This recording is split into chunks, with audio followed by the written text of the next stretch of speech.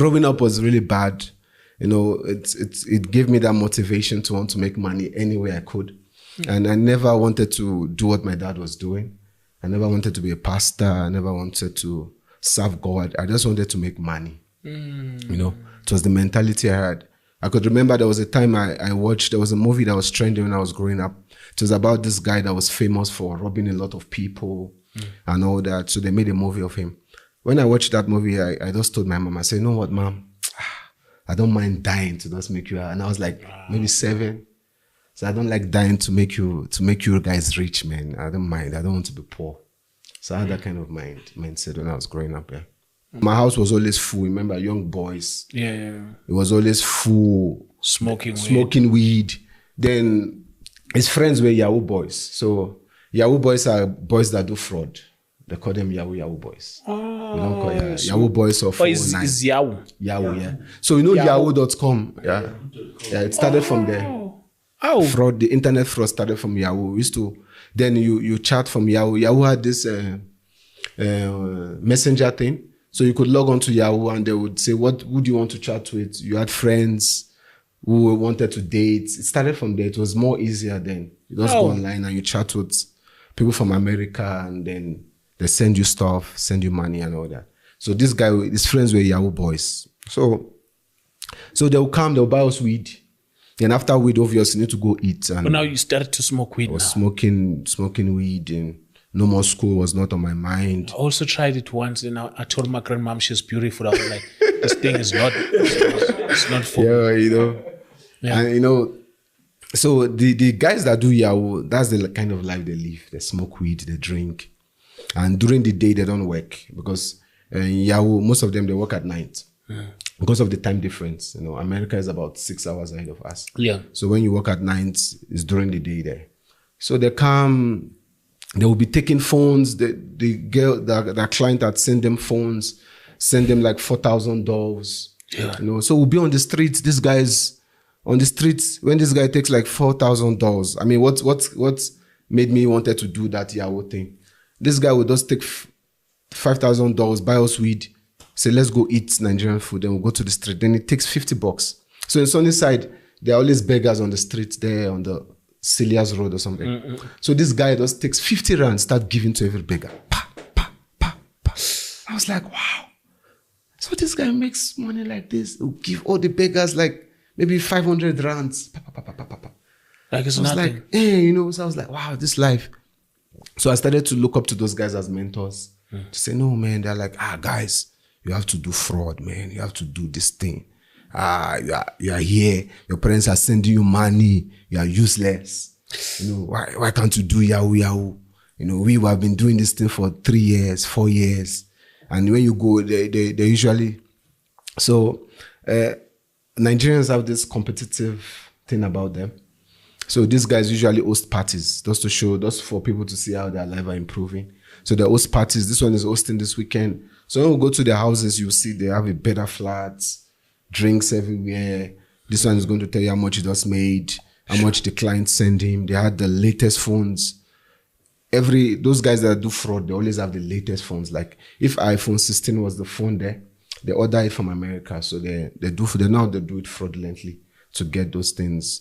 So you see them using the latest phones and all that. So it was that kind of life that I was exposed to. Then I really wanted to do it. I really wanted to live that life. So I organized myself a laptop and I started doing fraud. Tell me, someone who don't know at home, this fraud that we're talking about. Tell me if they train, how's the training? Yeah, it's complicated, man. And I just want to put this out there. I didn't come here to preach. I just came here to tell my story. Yeah. So I want people to see it that way. Yeah. So I never thought I was ready to share this story until now, you know, but I feel because I know that a lot of people are going to be exposed. Yeah. Exposing the devil. I'm exposing the devil here, man. So there's different kind of fraud. So there's the local fraud, there's the bank fraud, then there's the Yahoo fraud. So the local fraud starts from airtime, vouchers, cinema vouchers, airtime, different kind of vouchers though. They just get those vouchers, then they can, And there's the ATM fraud. So you can hack into somebody's account. Then the guy that does the hacking has got boys on the streets that he gives cards to. So those guys, they go to your Nike store, your Nike, your Timberland. They just go swipe expensive stuff. They swipe it. Then they get it maybe for 12,000, or laptops for 20,000, TVs. They can swipe anything.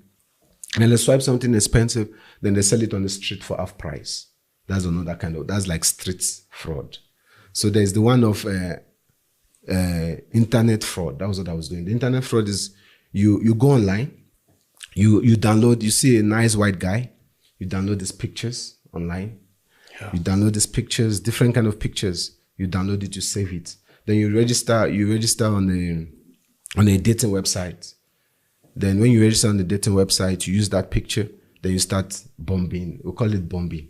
So bombing means that you message a lot of women. You inbox them. You on Facebook? No, we do Facebook. It's bombing. So there's Facebook. There's the website one, the dating website. So the dating website is where you really get clients, where you can really get. What is it? Tinder. Tinder. I've forgotten the names, man, because it's been a while. There was. Uganda knows. Uganda still have Tinder. There were some sites then that were trending then, and it was very difficult to get in. If you could get in, so what we do, brah, it's like witchcraft. You're lying, bro. I'll tell you, it's like witchcraft. So we don't sleep during the day. We are sleeping. Most Nigerians are sleep. Most young boys are sleep during the day.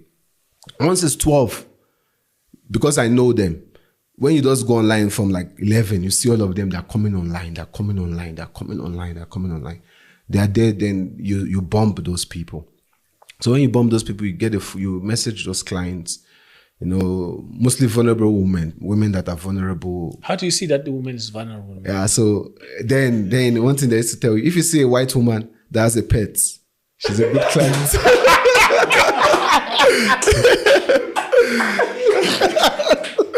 If you say a woman, the more pets she has, the more. So the guys that are there, they'll tell you if that woman feel buy food for a dog, she feel buy food for me. Make her be a dog. If she feel take care of 2 dogs or 3 dogs, she go take care of me. So, she can afford. Yeah, she can take care of me. So it's what they tell you. They tell you, no, bruh, if you can get a woman with a dog or a cat, she's a good client. She's going to take care of you, because if she doesn't have a husband and she's taking care of that dog, she just needs a companion that she can spend money on. So it's the way it goes. So you get this client, we get the client to chat with them.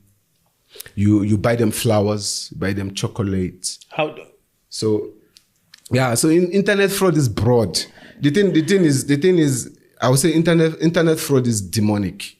It's not something, and that's why I want to share my testimony on how God delivered me. It's very demonic, and people don't see it that way, because it's not just Nigerians that do these things.